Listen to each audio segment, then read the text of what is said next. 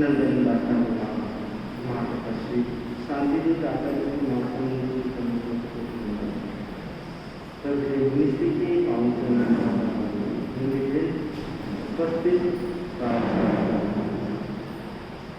मोक्ष मार्ग सत्ता चल रहा है। और मोक्ष मार्ग सत्ता के अंतर्गत ज्ञान दर्शन और चारित्र की चर्चा आपने सुनी, तप की चर्चा भी सुनी। मोक्ष मार्ग का चौथा जो स्तंभ है वह तप है। हम जब आगम ग्रंथों को पढ़ते हैं तो उसमें पता चलता है कि बड़े बड़े राजाओं ने मुनि दीक्षा स्वीकार की। अनेक राजकुमारों ने भगवान महावीर के चरणों में दीक्षा स्वीकार की और दीक्षा स्वीकार करने के बाद उन्होंने पहले द्वादशांगी का अध्ययन किया। जो आगम है उनका अध्ययन किया और उनका अध्ययन पूरा होने के बाद वो तपस्या में लग गए, क्योंकि ज्ञान दर्शन चारित्र ज्ञान प्राप्त हो गया, उसमें श्रद्धा हो गई, चारित्र स्वीकार कर लिया, मुनि बन गए, साध्वी बन गए हैं। और उसके बाद में जो रहता है तप में लगे, अपने आप को तप में झोंक दिया। और तप भी कितना, ऐसा तप जिसमें स्वाध्याय ध्यान में लीन रहना और तप करते करते शरीर मात्र हड्डियों का ढांचा रह जाए, उठने बैठने में भी किट किट की आवाज, हड्डियों की आवाज होती हो, ऐसी स्थिति तक पहुंच जाए। उसके बाद वो अंतिम संलेखना संखारा करके अपने आत्मा का कल्याण करते हैं। ऐसा अनेक मुनियों के बारे में बताया है। तो तप का बहुत बड़ा महत्व है। तप को उस अग्नि से उपमित किया गया है जैसे घास के फूले को अग्नि शीघ्रता से भस्म कर देती है। घास का फूला है, घास का गट्ठर है, उसको अग्नि शीघ्रता से भस्म कर देती है। वैसे तप के द्वारा हमारे जो अशुभ कर्म है वो शीघ्रता से नष्ट हो जाते हैं। बड़ी लकड़ी है, लकड़ है बड़ा, उसको जलने में टाइम लगता है, धीरे धीरे जलता है, कई घंटों लग जाते हैं, दिन लग जाते हैं। परंतु घास का फूला है, थोड़ी सी अग्नि लगाई सुलग जाता है और कुछ घंटों में जलकर राख हो जाता है। तो ठीक उसी प्रकार हम दूसरे साधना की निर्जरा के विभिन्न प्रकारों का उपयोग करते हैं, उसमें धीरे धीरे थोड़ी निर्जरा होती है। परंतु जब तप करते हैं तो तप इतनी विपुल निर्जरा होती है कि वह अशुभ कर्मों को शीघ्र नष्ट कर देता है, बहुत शीघ्रता से भस्म कर देता है। इसलिए मोक्ष मार्ग का चौथा पाया जो है तप बदला है। भगवान महावीर महान तपस्वी थे, उनका ध्यान भी तप था, उनका साधना काल तप में व्यतीत हुआ। और यूं कहना चाहिए जितने भी साधक पुरुष हुए हैं वो भले ध्यान का मार्ग अपनाए, भले स्वाध्याय का मार्ग अपनाए, भले जाप का मार्ग अपनाए, पर उसके साथ तप उनका जुड़ जाता है, आहार का संयम जुड़ जाता है। क्योंकि जब तक व्यक्ति का आहार का संयम नहीं होता, आहार का पूर्ण संयम नहीं होता, तब तक उसकी चेतना के भीतर जागृति उत्पन्न नहीं होती। अन्य ऐसा तत्व है जो प्रमाद उत्पन्न करता है। जैसे दिया जलता है, बाती जलती है, प्रकाश होता है, परंतु साथ में धुआं भी होता है, थोड़ा धुआं होता है। तो ठीक उसी प्रकार अन्न शक्ति देता है, परंतु शक्ति के साथ में प्रमाद भी उत्पन्न करता है, नींद उत्पन्न करता है, आलस्य उत्पन्न करता है। तो अन्न का संयम होता है, भोजन का संयम होता है, तब व्यक्ति की जो चेतना है, चेतना के भीतर जागृति उत्पन्न होती है। इसलिए तप का बड़ा महत्व बताया गया है। संवत्सरी पर्व की आराधना करते हैं तो जैन साधु साथियों के लिए संवत्सरी के दिन 36 घंटा अनाहार बताया, कोई प्रकार का आहार नहीं, 4 प्रकार के आहार है। असन, पान, खातिन स्वादिन चारों प्रकार के आहार उसके लिए त्याज्य होते हैं। क्यों छोड़े भाई, आप गंगाश्री की आराधना करनी है तो आहार करके भी की जा सकती है? नहीं, क्योंकि जब तप होगा तो काया की चंचलता कम हो जाएगी, मन की चंचलता कम हो जाएगी, वचन की चंचलता कम हो जाएगी। जब मन वचन काया की चंचलता कम होगी तब व्यक्ति अपने दोषों को देखेगा, प्रतिक्रमण करेगा, आलोचना करेगा और फिर दूसरे जीवों से क्षमत कामना, सरल मन होकर क्षमत कामना करेगा, प्रमाद बन जाएगा और उसकी सही रूप में व्रत की, पर्व की सही ढंग से आराधना हो पाएगी। इसलिए संवत्सरी पर्व, पर्युषण पर्व में जो शिखर दिन है उस दिन उपवास को कंपल्सरी कहा गया है। तो तप का बहुत बड़ा महत्व है। तप से जीवन तीर्थ बन जाता है। तीर्थ कितने हैं? 4 तीर्थ हैं, साधु, साध्वी, श्रावक, श्राविका। तीर्थ का मतलब है जो तिराने वाला है, जहाँ जाकर तिरा जाता है उसे तीर्थ कहा जाता है। तो हम सौभाग्यशाली हैं कि हमें जिन शासन में तीर्थ का अंग बनने का सौभाग्य प्राप्त हुआ। हम साधु हैं तो हम भी तीर्थ हैं, आप श्रावक हो, आप श्राविका हो तो आप भी तीर्थ हैं, आपका भी मूल्य कम नहीं है। भगवान महावीर ने 4 तीर्थ बतलाए हैं, उसमें साधु, साध्वी, श्रावक, श्राविका चारों को बताया। तो तीर्थ में हिस्सेदारी होना, तीर्थ का अंग बनना अपने आप में बहुत बड़ा सौभाग्य है। तो तीर्थ कब बनता है? जब उनके जीवन में तप आता है, त्याग आता है। आपके जीवन में त्याग आएगा तब आप सही ढंग में, सही तरीके से तीर्थ के अंग बन पाएंगे। तो तीर्थ बनना सौभाग्य है। तो तप के द्वारा जीवन में तप अपनाए और तप के द्वारा तीर्थ का सही ढंग से पालन कर पाए तो आप मोक्ष मार्ग के पथिक बन करके मोक्ष मार्ग की जो दूरी है उस दूरी को कम करके शीघ्र ही उस दिशा में आगे बढ़ सकते हैं। अपनी मंगल भावनाओं के साथ ओम।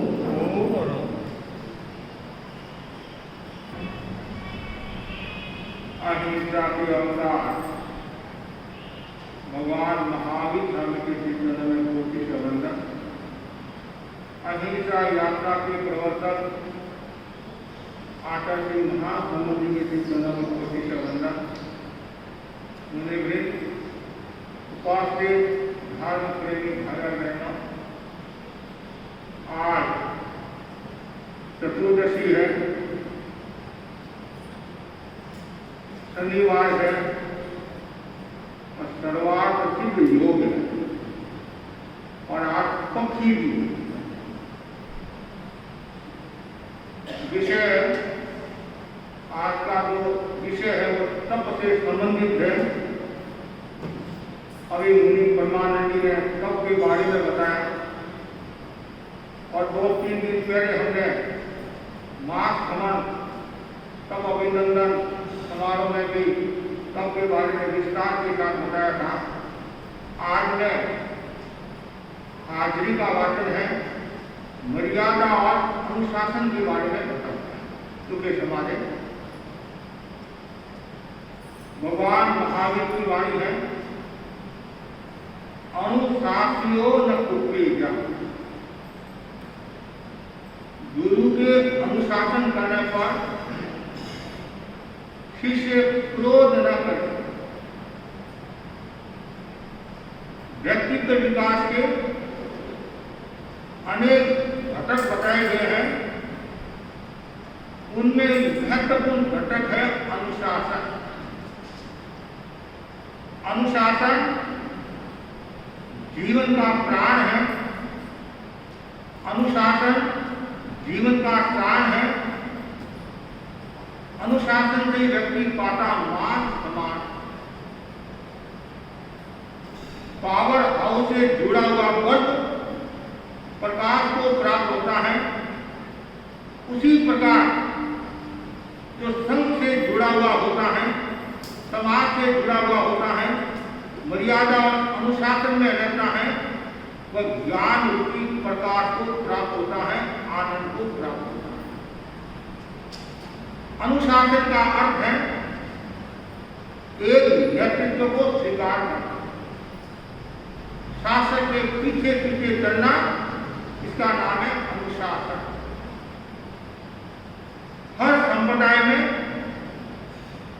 हर धर्म में, हर देश में अनुशासन का महत्व है।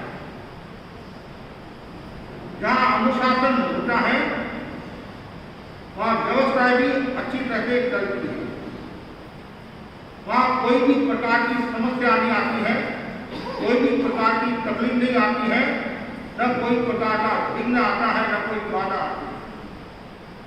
जहां अनुशासन भंग होता है, उच्छृंखलता बढ़ती है, अनुशासनहीनता बढ़ती है, स्वच्छंदता बढ़ती है, तब समाज में अराजकता पैदा होती है। अराजकता पैदा होने के कारण समाज में, देश में अनेक प्रकार की समस्याओं का निर्माण हो जाता है। इससे व्यक्ति, परिवार, समाज दुखी हो जाता है। अपेक्षा है हम सब अनुशासन में रहे, मर्यादा में रहे। जो अनुशासन और मर्यादा में रहता है वो आराम का जीवन जीता है, सुख का जीवन जीता है, उसे कोई टेंशन नहीं रहता है। नो टेंशन, ओनली टेंशन, तनाव मुक्त जीवन जीता है। वर्तमान का युग तनाव का युग है, टेंशन का युग है। आदमी को तनाव क्यों होता है, टेंशन क्यों होता है? शारीरिक तनाव भी होता है, मानसिक तनाव भी होता है, बौद्धिक तनाव भी होता है, सामाजिक तनाव भी होता है, पारिवारिक तनाव भी होता है और भावनात्मक तनाव भी होता है। इतना तनाव रहता है घर, परिवार, समाज में, व्यक्ति में, और यह तनाव होगा तब व्यक्ति के भीतर में उलझने पैदा होगी, उलझने पैदा होगी, समस्याएं आएगी, तब आदमी एक सही दिशा में नहीं गलत दिशा में जाएगा। और तनाव का एक कारण अहंकार भी है। अहंकार आता है तब व्यक्ति के भीतर में तनाव आता है, और जहाँ तनाव होता है वह व्यक्ति की स्वच्छंद वृत्ति वाला हो जाता है, उदंडता पूर्ण व्यवहार करने लग जाता है, और वहां फिर समस्याओं का निर्माण हो जाता है। आचार्य भिक्षु ने तत्काल साधु समाज की व्यवस्थाओं को देखकर, साधवाचार में आई शिथिलता को देखकर उन्होंने धर्म क्रांति की, और वह धर्म क्रांति तेरापन के रूप में विस्तार। आचार्य भिक्षु का कोई लक्ष्य नहीं था कि मुझे तेरापन का निर्माण करना है या संघ चलाना है, संप्रदाय चलाना है। उनका एकमात्र लक्ष्य था साधना करके आत्मा का कारण मतलब आत्मा का कल्याण करना। और जब सहजी तेरापन का नामकरण हो गया और आचार्य भिक्षु ने तेरापन की व्याख्या की, देव कपूर है तेरा। कुछ वर्षों के बाद में आचार्य भिक्षु के मन में आया संघ का प्रादुर्भाव हो गया है और संघ को दीर्घजीवी बनाना है, संघ को शक्तिशाली बनाना है, व्यवस्थित ढंग से संघ को चलाना है, तो मर्यादाओं का होना जरूरी है। आचार्य भिक्षु ने सर्वप्रथम 1832 विक्रम संवत 1832 विक्षरवती सातम के दिन प्रथम संविधान अधिकार लिखित, हमारी भाषा में लिखित लिखा, वर्तमान में मर्यादा कह सकते मर्यादा पत्र लिखा, लिखित लिखा। और उसी दिन ऐसा कहा जाता है आचार्य विक्रम जी ने मुनि भाड़वती को अपना विवाहचारी बनाया। पहले विवाहचारी बनाया समूह के, बाद में मर्यादा, पहले मर्यादा बाद में विवाहचारी। ये मारवाड़ सिरिया जी के पास में, मारवाड़ जंक्शन के पास में गांव में पिठोड़ा में मुनि विक्रम जी ने, आचार्य विक्रम जी ने अपने पीछे उत्तराधिकारी बनाया और साथ में ये मर्यादाओं का निर्माण। फिर बाद में उन्होंने और मर्यादाएं लिखी, 45 का लिखित लिखा, 49 या 50 का लिखित लिखा, और लास्ट में 1859 माघ शुक्ला सप्तमी के दिन संविधान लिखा। उसी संविधान को ध्यान में रखकर दयाचार्य ने आचार्य भिक्षु द्वारा कुछ जो मर्यादाएं थी उनको सब व्यवस्थित करके उनका नाम रखा गण विशुद्धि हाजरी। गण विशुद्धि, गण को विशुद्ध करने वाली हाजरी। हाजरी का मतलब क्या होता है? हाजिर होना। ये सारा मर्यादाओं का जो वाचन है ये सब व्यासाचार्य ने शुरू किया। विक्रम संवत 1910 के आसपास। और उस समय जितने भी साधु साध्वी थे वो सब खड़े खड़े मर्यादा पत्र का वाचन सुनते थे। व्यासाचार्य वाचन कराते और वो सुनते और रोजाना ऐसे काफी समय तक क्रम चला। फिर किसी ने कहा और व्यासाचार्य को समग्र सपना आया कि तुम खड़े खड़े जो सुनाते हो लोगों के बाधा आती है। सब संत सत्या सामने से खड़े हैं, पीछे लोग बैठे हैं तो लोग सुन नहीं सकेंगे। या फिर श्रावकों ने भी कहा, तब फिर बैठे गए और ऐसे करते करते कई महीने बीत गए। रोजाना एक ही बात बताना तो थोड़ा सा और रूपी हो सकता है। ये रोजाना क्यों सुनाते कि संतों के दिमाग में ये बैठ जाए संविधान का कितना महत्व है, मर्यादा का कितना महत्व है। फिर रोजाना सुनाने की परंपरा बंद हुई। फिर सप्ताह में 2 दिन, फिर 15 दिन में 1 दिन। चतुर्दशी के दिन हाजरी का वाचन और कभी कभी रविवार को भी सुना देते हैं। अब तो आचार्य महासमुद्र ने फरमा दिया, चाहे परिषद हो या मत हो, चाहे बिहार हो, कुछ भी हो, चतुर्दशी के दिन साधु साध्वी खुद परिषद हो तो अच्छी बात, नहीं तो स्वयं को हाजरी का वाचन करना है। खड़े खड़े एक पत्र बोलना है तो हाजरी का मतलब है हाजिर होना, उपस्थित होना। बार बार यदि हम सुनेंगे तो मर्यादाओं के प्रति निष्ठा बढ़ेगी। बार बार सुनेंगे तो नियम हमारे ध्यान में रहेगा। तो इसलिए मर्यादाओं का निर्माण जरूरी है। आचार्य भिक्षु ने मर्यादाओं का निर्माण किया और उस मर्यादाओं के आधार पर ये 13पन धर्म चल रहा है। एक संविधान का पत्र आज लाखों लोगों का क्या बना हुआ? हृदय का उपहार, हृदय का हार। अन्य जो संविधान बनाते हैं उनमें कितना चेंज होता है, कितना परिवर्तन होता है, लेकिन आचार्य भिक्षु द्वारा कृत जो मर्यादा पत्र है, एक पत्र का जो संविधान है उसी के अनुरूप ये 13पन धर्म चल रहा है। वो मर्यादा पत्र की जो मूल कॉपी है वो वर्तमान आचार्य के पास होती है।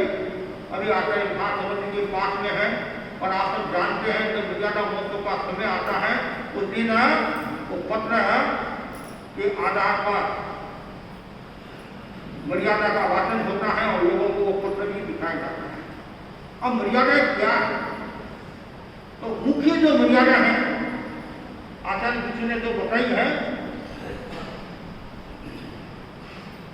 ये भी एक हमारा नियम है। चतुर्दशी के दिन ऐसे साधु साध्वी प्रवचन में आए या नहीं आए, लेकिन चतुर्दशी के दिन सबको आना अनिवार्य होता है। कोई बीमार है, कोई अस्वस्थ है, कोई विशेष कार्मिक है तो वो मालूम कराना पड़ता है। 4 साधु साधियां, 5 महाव्रत, 5 समिति और 3 गुप्ती की अखंड आराधना। 5 महाव्रत है अहिंसा, सत्य, अस्तेय, ब्रह्मचर्य, अपरिग्रह। क्रिया समिति, भाषा समिति, वेशना समिति, आदान निषेध समिति, उत्सर्ग समिति, मन गुप्ती, वचन गुप्ती और काय। ये प्रवृत्ति और निवृत्ति। जो समिति है वो प्रवृत्ति है और जो बुद्धि है वह निवृत्ति है। प्रवृत्ति से निवृत्ति की ओर प्रस्थान करना। और ये इनको आज प्रवचन माता भी कहा गया है पांच समिति तीन दूसरी को आठ प्रवचन माता कहा गया है। जैसे माँ परिवार की रक्षा करती है, उसी प्रकार ये आठ प्रवचन माताएं पांच महावत की सुरक्षा करती है।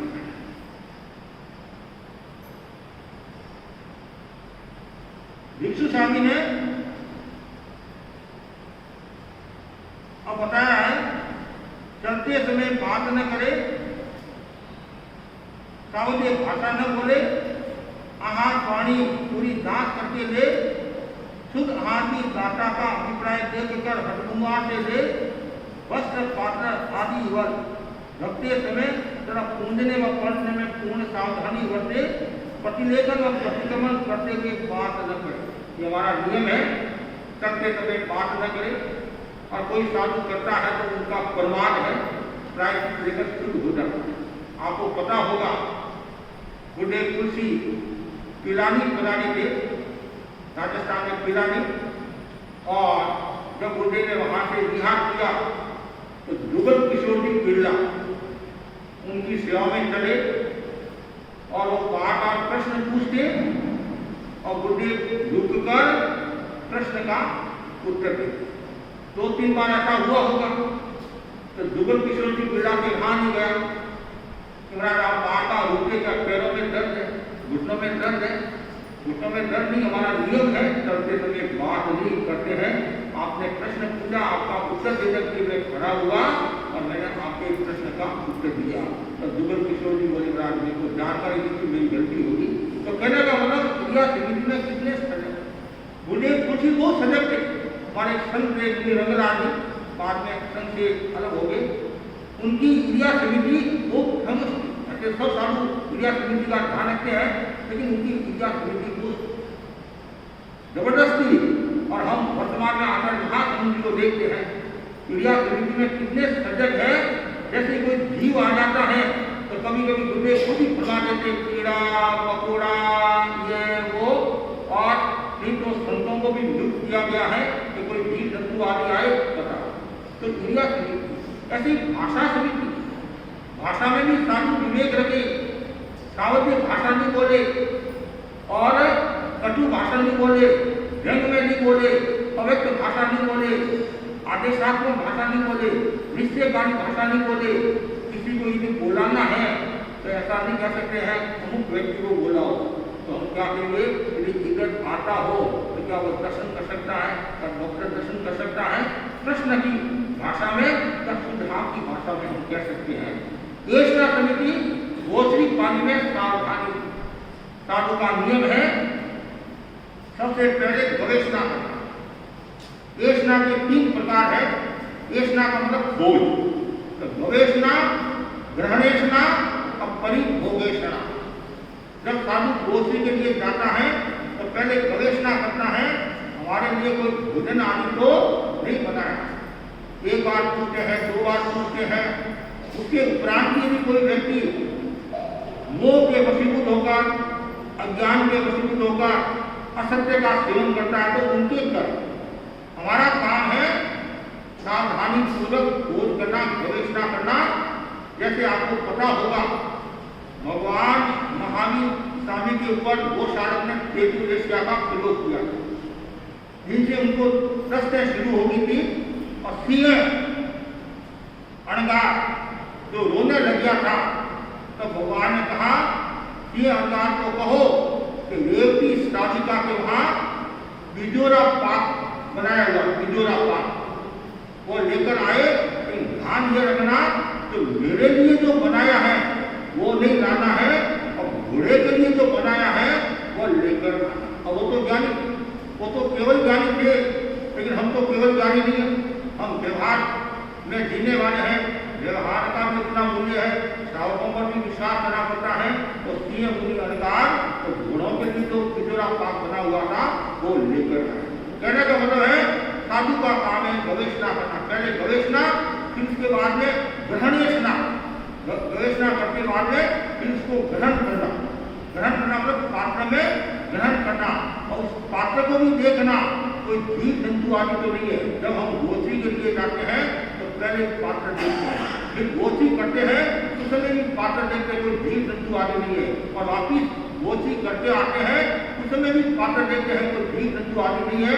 बाद में परिभोगेशना अर्थात भोगे, भवेशना, ग्रहणेशना और परिभोगेशना, ये साधु का नियम है। कैसी भी परिस्थिति आ जाए साधु अपना नियम भी तोड़े और जो भगवान ने कहा है उसकी आज्ञा में चले। आदान निक्षेप समिति, वस्त्र पात्र लेते रखते समय सावधानी रखना, सीधा ऐसे फेंकना नहीं, ऐसे डालना नहीं, ये हमारा नियम है।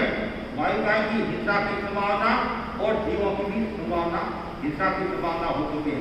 उत्सर्ग समिति, परिष्टापन, हम कोई भी चीज बाहर परिष्टापन करते हैं, जैसे वासी पानी, बाहर का जो पानी होगा वासी पानी है, बाहर फेंकना है तो निर्वतीय जगह देखते हैं कोई हरियाली आदि तो नहीं है, कोई जीव जंतु आदि तो नहीं है, और वहाँ पड़ते हैं उसके ऊपर रेत देते हैं। क्यों रेत देते हैं? कोई जीव जंतु आदि नहीं आता है, जीव जंतु आदि नहीं आते, हमारा नियम है। जैसे कागज भी है, कागज है तो सीधा से बाहर फेंक नहीं सकते हैं, कागज को पानी में भिगोएंगे, फिर उसका लाडू बनाएंगे, फिर फटाफट कर उसमें डालेंगे। ऐसी जगह नहीं हो कभी वर्तमान में जो ये कूड़ा कचरा फेंकी होती है ऐसी का उसमें डाल सकते हुए हमारा नियम है। तो ये 5 इंद्रिय, ऐसे 3 मुक्ति, मन वचन काया, मन का गोपन करना, वचन का गोपन करना और काया का गोपन करना। भाषा समिति और वचन वृत्ति में अंतर है। तो भाषा समिति का मतलब क्या हुआ?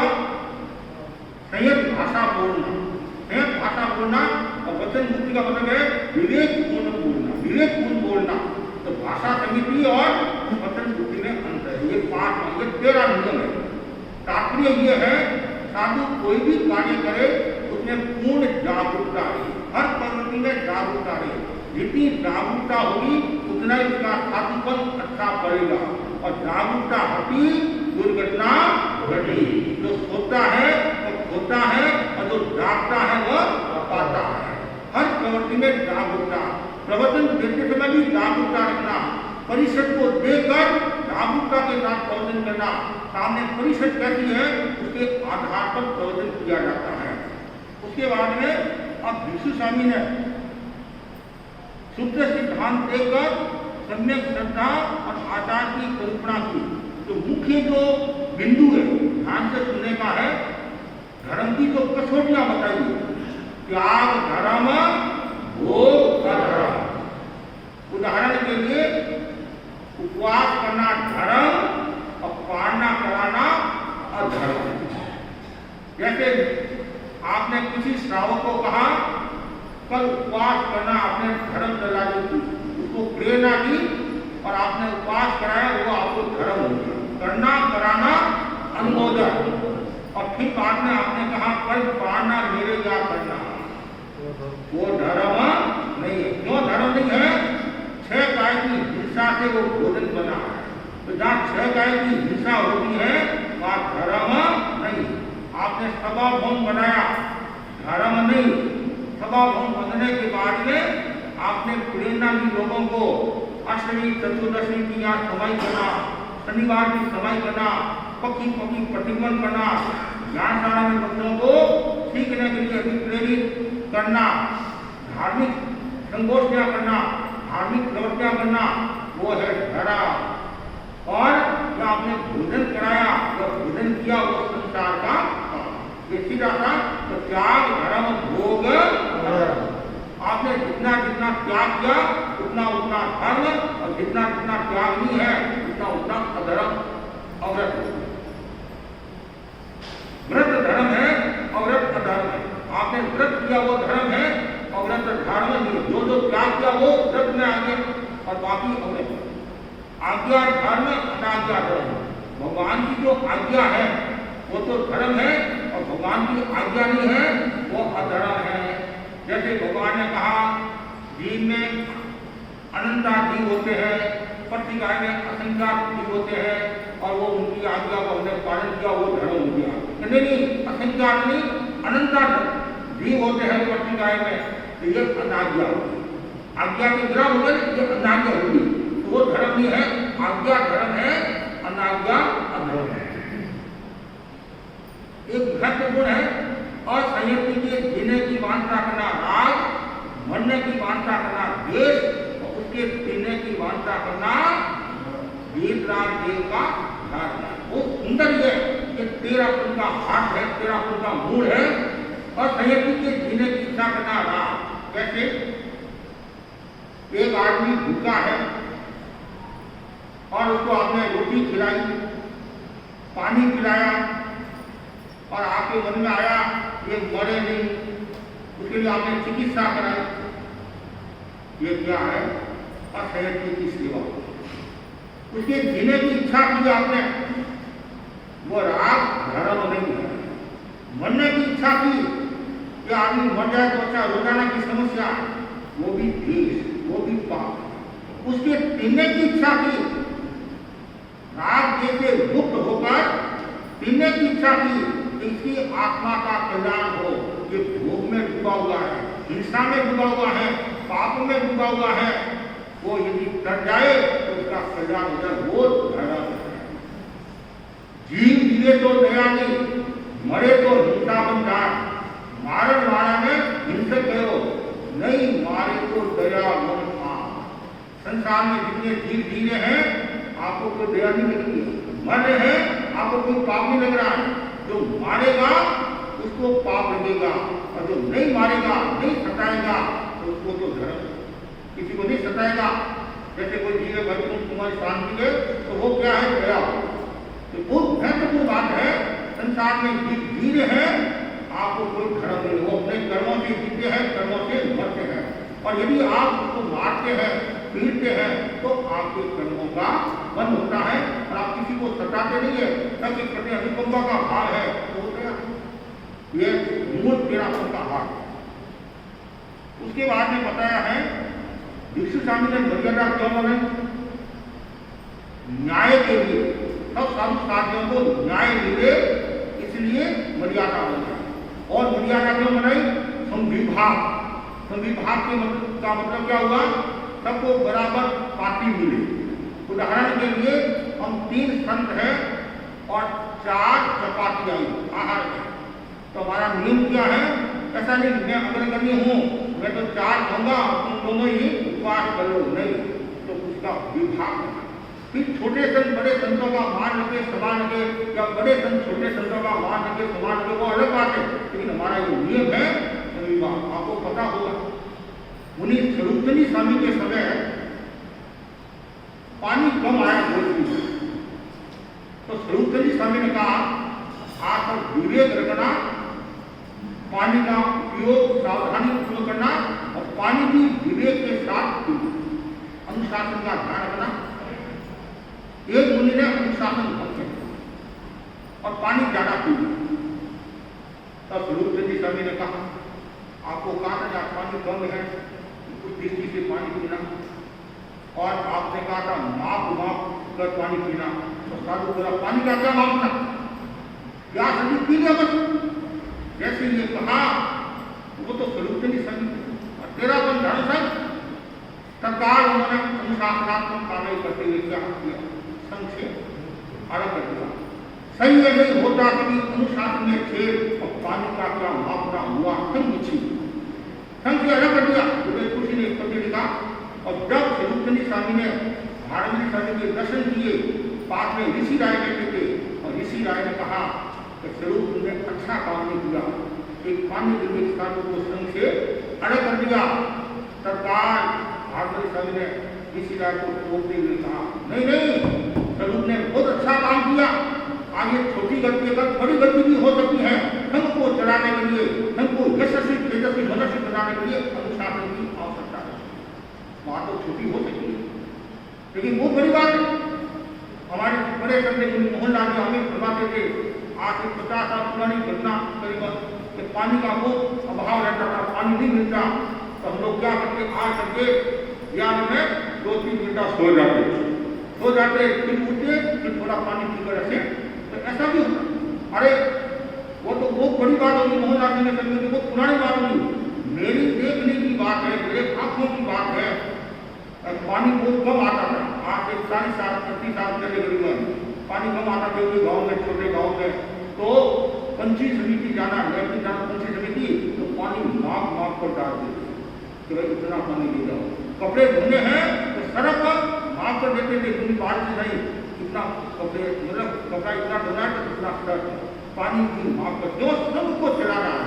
ऐसा नहीं है एक को एक पात्र ले लिया और एक को एक दो समिति मिली तो वहाँ संविधान भी रहता है, न्याय भी हो सकता है, मन में दुख भावना भी आ सकती है। इसलिए आचार्य भिक्षु ने ये हम भाव की वृद्धि के लिए मर्यादा क्यों बनाई, हम भाव की वृद्धि के लिए और पारस्परिक प्रेम करें निवारण के लिए, पारस्परिक प्रेम बना के करें न हो, इसलिए उन्होंने मर्यादाओं का निर्माण किया। और आपके घरों में भी मर्यादा है नहीं है, आपके घरों में भी सभी भाग है, आपके घरों में भी व्यवस्था बनी हुई है कि सुबह की रसोई एक गिरनी बनाएगी, दोपहर की रसोई एक गिरनी बनाएगी, शाम की रसोई एक गिरनी बनाएगी, आपस में प्रेम।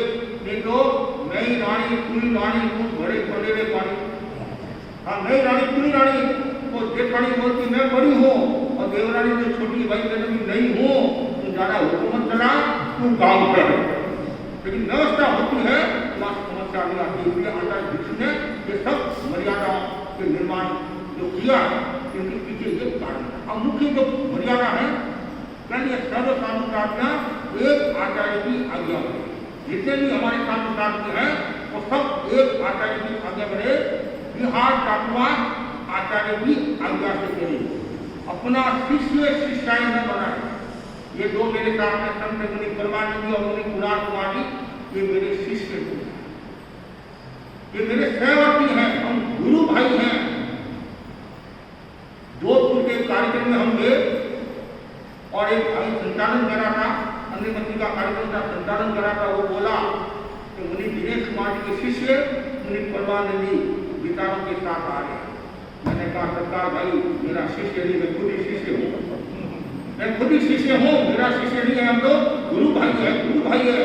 तो मेरे पास में साधु बैठे थे, महाराज आपने तो बोल दिया क्योंकि हमारा कोई पसंद होता तो उनका साथ चलता है, तो मैंने कहा चलता हो जाता है, चलता हो जाता है, हमारे धर्म में ऐसा नहीं चलता है।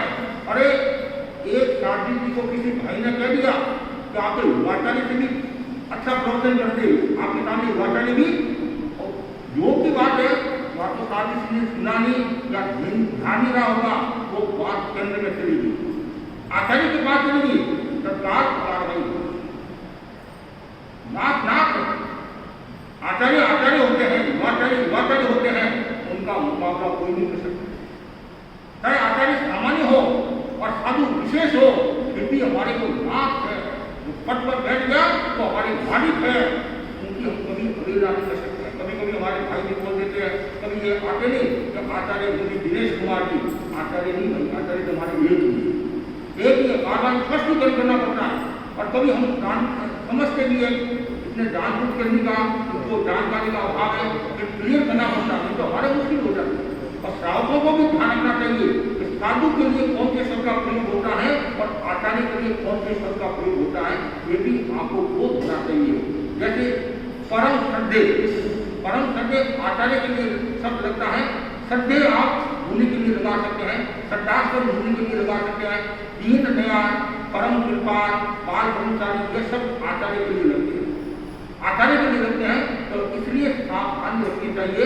कभी कभी भावावेश में आकर आप लोग कहते हैं नहीं महाराज आप ही हमारे आचार्य हो, नहीं, ऐसे आचार्य थोड़ी बनते हैं, कितने पापड़ बेचने पड़ते हैं तो जाकर कोई मुखिया होगा, कहने मतलब कितने कर्म करने पड़ते हैं, कितना पुरुषार्थ करना पड़ता है और गुरु की नजरों में आना पड़ता है, योग्यता होती है तब जाकर कोई जीव उनके पद को प्राप्त होता है।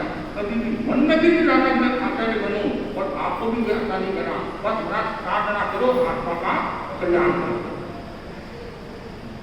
आचार्य भी योग्य व्यक्ति को दीक्षित करे और अयोग्य व्यक्ति निकलने पर संघ से अलग करे। संघ क्या का ध्यान दे, क्वालिटी और क्वांटिटी होते नहीं, क्वालिटी पर ध्यान दे।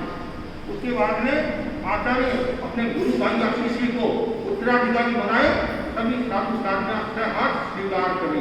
जैसे आचार्य महाप्रज्ञ जी ने युवाचार्य महात्मा जी को बनाया, आचार्य तुलसी ने महाप्रज्ञ जी को बनाया, कालमुनि ने तुलसी गणि को बनाया, तो सब साधु साधना सहर्ष स्वीकार करे।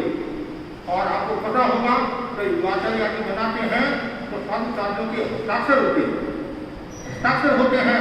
जैसे आचार्य महाप्रभु जी ने विवाचार्य बनाया तो हमारे पास हम आए आचार्य द्वारा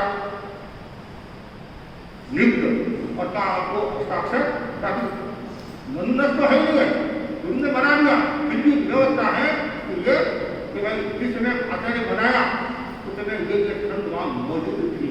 जैसे आचार्य भिक्षु ने मुनि भारती को बनाया था नहीं, तो इतने संत उस समय मौजूद थे और ये हस्ताक्षर ऐसे नहीं है कि आचार्य के पास में अधिकार है, फिर भी एक व्यवस्था है। ये हमारी मुख्य मर्यादा है। उसके बाद में गण की एकता व अखंडता के लिए ये आवश्यक है कि उसके साधु साथियों में सिद्धांत या कल्पना का कोई मतभेद न हो। इसलिए भिक्षु स्वामी ने कहा है कोई श्रद्धा आचार कल्प या सूत्र का कोई विषय अपनी समझ में न आए अथवा कोई नया प्रश्न उठे तो वह आचार्य कहाँ बहु है, वह आचार्य तो बहुत सुन साधु से चर्चा जाए किंतु दूसरों ने चर्च कर शंकाशील न बनाया जाए। आचार्य व बहुत सुन साधु जो उत्तर दे अपने मन में जैसे तो मान ले, न जैसे तो उसे केवली गम्य कर दे, किंतु भेद न डाले, परस्पर दलबंदी नहीं करे। मेरे कोई बात समझ में नहीं आई तो केवली गम्य कर दे, आपस में दलबंदी नहीं करे, विरोध नहीं करे। और जरूरी है सब बातें मेरे गले उतरे, मेरी अज्ञानता के वसूल को होकर या और कोई कारण हो सकता है, लेकिन गुरु ने जो फरमाया है वो हमारे सिर में है। क्यों हमें सब में रहना, जैसे हमारे लिए जीवन में भी शामिल थी नगराज स्वामी गुरु स्वामी वो माइक में भी बोलते थे, माइक में नहीं बोलते थे, लेकिन आचार्य ने तो भाई कोई भी अपनी सुविधा के लिए माइक करता है तो कोई प्रॉब्लम नहीं, लेकिन जुम्मन से ये नहीं सुनाते थे ये गलत है दोष है, ये नहीं करते। मेरे को नहीं चल रहा है, मेरे को नहीं समझ में आ रहा है, वो एक अलग बात नहीं। और कोई साधु रेस्टिंग का प्रयोग नहीं करता, वो उसकी इच्छा, तो ये नहीं कर सकता कि इसमें दोष। क्यों आचार्य ने जो निर्णय कर दिया, आचार्य ने जो फरमा दिया वो एकदम सही है। क्यों आचार्य भी निर्णय करेंगे बहुत विचार कर करते हैं, ऐसे निर्णय नहीं करते। कितनी गोष्ठियाँ होती है, कितनी गोष्ठियाँ होती हैं कि यदि आचार्य कोई गलत यदि दिशा निर्देश कर दे, गलत घोषणा कर दे तो संघ का नुकसान हो जाता है, संघ का नुकसान होता है। इसलिए आचार्य बहुत सावधानी पूर्वक शब्दों का प्रयोग करते हैं। जैसे अभी आचार्य ने कन्या महिला सम्मेलन में कुछ बातें फरमाई थी, तो आचार्य श्री ने सुझाव की भाषा में ऐसा करेंगे तो ऐसा, तो आचार्य को बहुत ध्यान रखना पड़ता है, संघ का ध्यान रखना पड़ता है, समाज का ध्यान रखना पड़ता है। और संघ की सुरक्षा के लिए आचार्य को कभी कभी कदम भी उठाने पड़ते हैं। ये संघ की सुरक्षा करना है, जैसे आप अपने परिवार की सुरक्षा के लिए कदम उठाते नहीं उठाते, तो वैसे संघ को सुरक्षित रखने के लिए हमें भी कदम उठाने पड़ते हैं। गुरु जो उठाते हैं तो बहुत विचार से उठाते हैं, कभी भी विरोध नहीं करना, कभी भी विरोध नहीं करना। आपको जिस बात समझ में आए तो आप गुरु को निवेदन कर सकते हैं, और गुरु को यदि ध्यान में आ गया कि नहीं ये जो शिष्य कह रहा है वो उचित लग रहा है तो वापिस है चिंतन में भी तो अवकाश है। कहते नहीं मतलब कोई बात उसमें भी तो अवकाश है, कहते नहीं कि भाई जो निर्णय ले लिया वो बदलेगा ही नहीं, ऐसा तो है नहीं, बदल भी सकता है। ये तो व्यक्ति के साथ आपको नुकसान होता है। गण की अखंडता के लिए ये आवश्यक है कि कोई साधु साथी आपस में दलबंदी न करे। इसलिए दूसरी बात एक प्रकार के में कहा है तो गण में रहते हुए साधु साथियों को फटाकर दलबंदी करता है तो विश्वास बात को बहुत कमी है। स्वामी जी ने स्थान स्थान पर दलबंदी को प्रहार किया है। 50 के निकट में उन्होंने लिखा है कोई साधु साथी घर में भेद न डाले और दलबंदी न करे। स्वामी जी ने चंद्र भांति और त्रिलोक को इसलिए घर से अलग किया कि वे जो साधु आचार्य से दूर थे उन्हें विमुख करते थे, छिपे छिपे घर के साधु साथियों को खोल बोलकर अपना मना लेते और दलबंदी कर रहे थे। हमारा एक प्रसिद्ध सूत्र है दिलों से जन्य तीनों। घर में भेद डालने वाले के लिए भगवान ने सबसे प्रायश्चित का विधान किया है। तो कहने का तात्पर्य यह है चाहे वो साधु हो चाहे श्रावक हो, जिस धर्मसंघ से वो जुड़ा हुआ है, तेरा तो धर्मसंघ से जुड़ा हुआ है तो दलबंदी नहीं करे। हम लोग हमारे लोग, कभी कोई ऐसा हो जाता है, कभी कोई श्रावक समाज में भी हो जाता है, कभी ये गुट बन जाते हैं, ये अमुक का गुट है, ये अमुक का गुट है, ये अमुक का गुट है। विचार भेद होना अलग बात है, लेकिन मत भेद होना अलग बात है, मन भेद होना दूसरी बात है। विचार भेद तो हो सकता है, हमारे 5 अंग्रेज भी हमारी बराबर नहीं, हाथ में 4 अंगुला मोटा, तो विचार भेद हो सकते हैं, लेकिन अलग अलग गुट नहीं बनाना। और कभी कभी गुट के कारण समाज को कितना नुकसान हो जाता है, परिवार को कितना नुकसान हो जाता है। और कभी कभी साधु साधियों को भी तकलीफ आ जाती है, साधु साधियों को भी तकलीफ आ जाती है। इसलिए कभी भी मन में भावना नहीं आए कि मैं समाज को छोड़ूं और कहते नहीं फूट डालो रात के,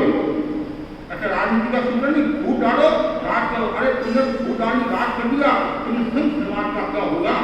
तुम जो आज है कल तुम्हारे को 100 साल पूरे हो गए तो सारी जनता तुम्हारे को गालियां देगी। तो ये आज ने संघ को कितना नुकसान पहुंचाया और संघ की सेवा नहीं कर सकते हैं, संघ का भला नहीं कर सकते हैं, तो कम से कम संघ का बुरा नहीं करना। तुम्हारे को विचार मिले तो आओ, ये विचार मिले वंदना की बदलवाना। क्या संघ का नुकसान करते हो? क्या पड़ा संघ में? मतलब कोई लोग कहते संघ में क्या पड़ा? संघ में सब कुछ पड़ा। संघ है तभी तो आज हमारा मूल्य है, और संघ नहीं होता तो कौन पूछता? और संघ नहीं होता तो भी कोई मूल्य नहीं होता। संघ है इसलिए मूल्य है, और हम संघ के साथ जुड़े हुए हैं इसलिए हमारा मूल्य है। आज हमारे इतने लोग एकांत सुनने के इसलिए आ रहे हैं, हम संघ के सदस्य हैं, धर्मसंघ के शिष्य है, आचार्य के शिष्य है, इसलिए आप हमारा प्रवचन सुनने के लिए आ रहे हैं। आज मैं संघ में हूँ तो मेरा भाग है, और संघ के बाहर होता तो मेरे को कोई नहीं पूछता, बड़ा पुता भी नहीं पूछा। बड़ा पुता भी नहीं, मैं तो बहुत बड़ा वक्ता हूँ, बहुत बड़ा ज्ञानी हूँ, मेरे लोग पीछे इतने घूमते हैं सब मेरे बस में हो जाएंगे। ये सपना है, कुछ नहीं है।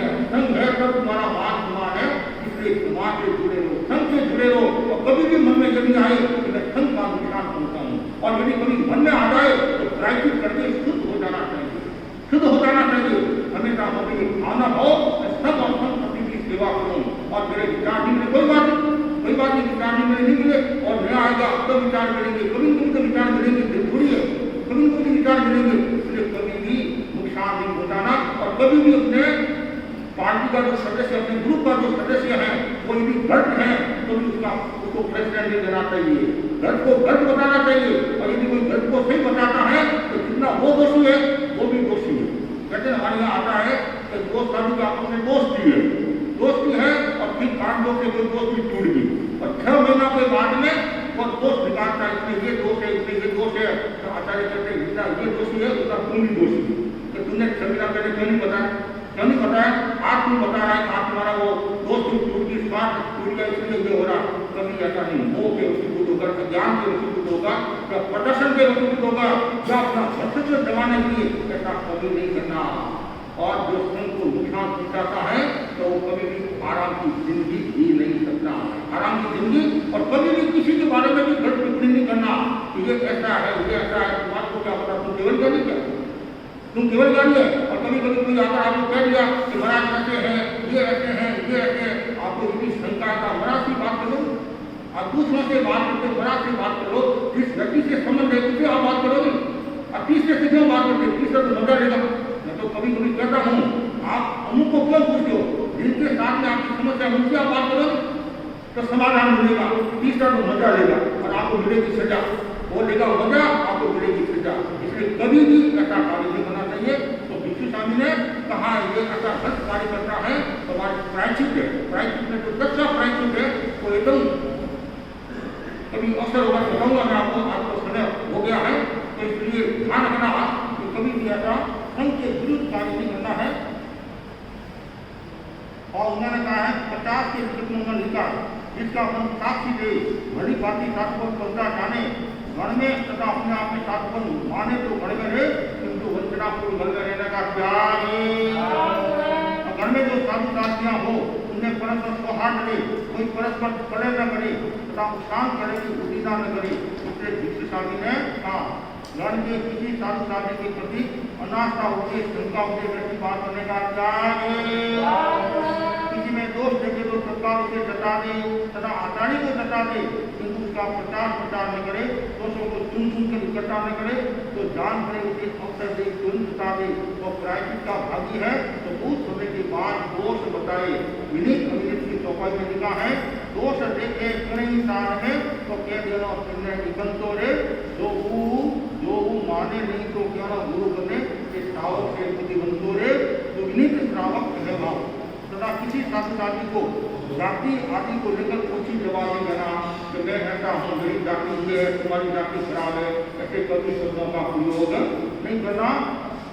आपस में मन मुटाव हो, बेटा शब्द न बोले, एक दूसरे में संदेह उत्पन्न न करे तथा धन और मणि की धूम वार्ता करे, और कोई धन तथा मन की उद्गत की बात करे उसे तोड़ दे, अगर जो कहे उसे आचार्य को जता दे।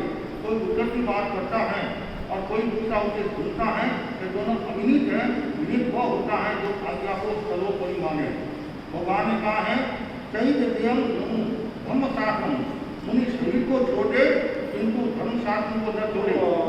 आचार्य ने कुछ प्रतिज्ञा है नंदन मन भिक्षु घर में बसोगे एक ही प्राणदायक रोटी पवना किंतु कोई साधु साधी क्रोधादि बस आज्ञा अनुशासन का पालन नहीं कर सकने पर अथवा अन्य किसी कारण से धन से अलग हो जाए अथवा किसी को धन से अलग कर दिया जाए उसे साथ ले जाने का हाँ किसी साधु साधु का मन भंग कर अपने साथ ले जाने का त्याग कोई अनाचार के साथ ले जाने का त्याग अन्य साधु साधु की उपस्थिति बात करने का त्याग अंत मात्र की अवैध बोलने का त्याग छिपे छिपे लोगों को शंका से मना मन के प्रति अनास्था उठाने का त्याग तथा अवस्था पाचक पुस्तक बने आदि घर के होते हैं इसलिए उन्हें अपने साथ ले जाने का त्याग घर से बहिष्कृत बहिर्भूत व्यक्तियों के प्रति हमारा क्या दृष्टिकोण होना चाहिए उसे स्पष्ट करते हुए शिक्षा ने लिखा है घर से बहिष्कृत बहिर्भूत व्यक्ति को साधु न गिना जाए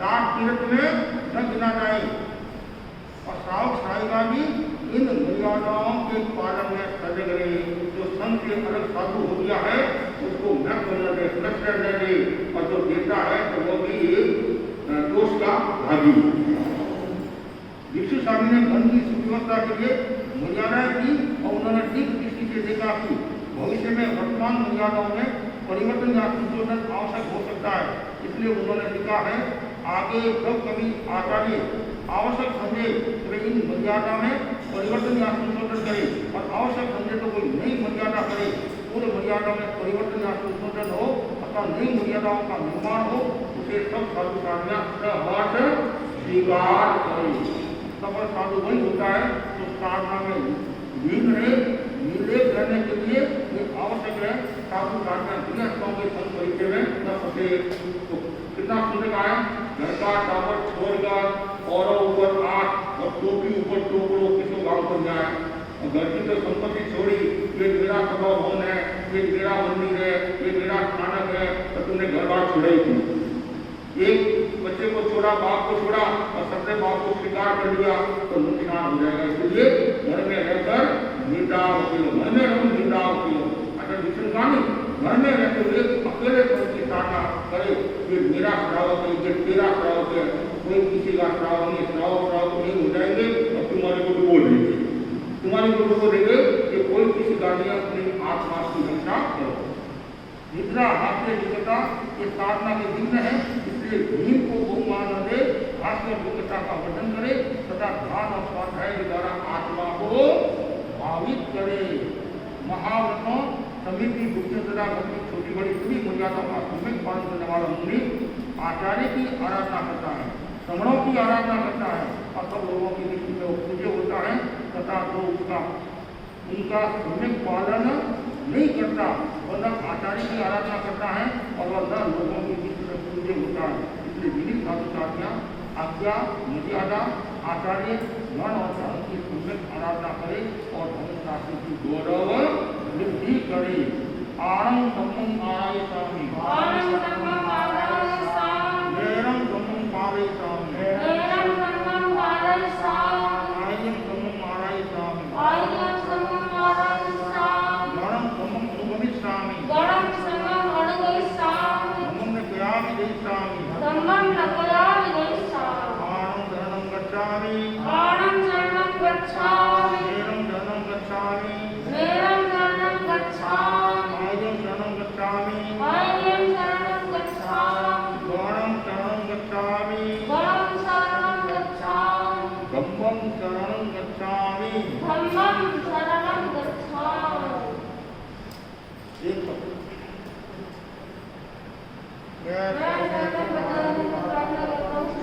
आचार्य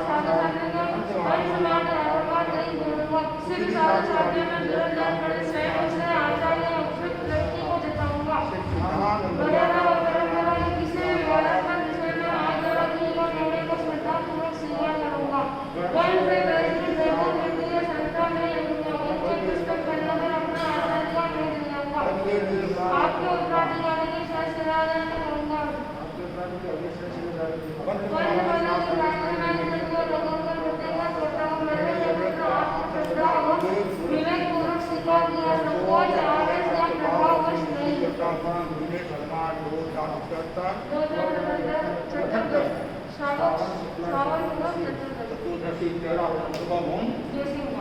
नीचे का भाग चातुर्मास का एक महीना पूरा हो रहा है, 25% पूरा हो रहा है, 75% बाकी